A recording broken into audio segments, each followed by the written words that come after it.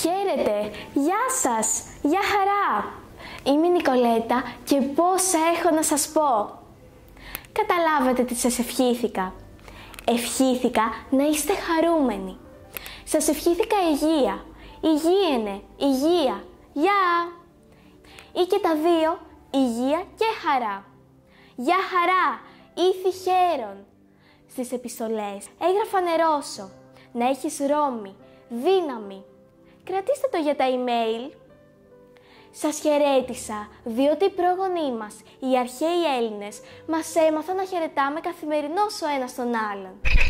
Σας χαιρέτησα με λεκτικό χαιρετισμό και μάλιστα με μία ευχή, διότι οι πρόγονοί μας έμαθαν να χαιρετάμε με ευχές και όχι με το σώμα.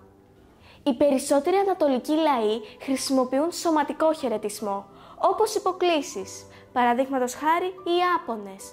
Γονικλησίες βάζοντας τον αντίχειρα κάτω από το πηγούνι, ακόμη και άγγιγμα της μύτης στο έδαφος. Ωχ, Παναγία μου!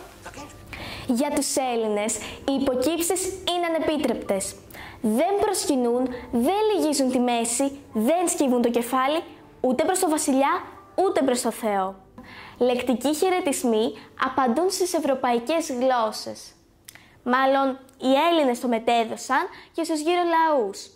Αλλά δεν σημαίνει τίποτα, όπως το hello, hi, όλα, που ξεκίνησαν από επιφωνήματα για να τραβήξει την προσοχή του άλλου. Κάτι σαν εσύ! Ή δείχνουν την υποταγή στον άρχοντα, όπως το τσάο που σημαίνει σκλάβος σας.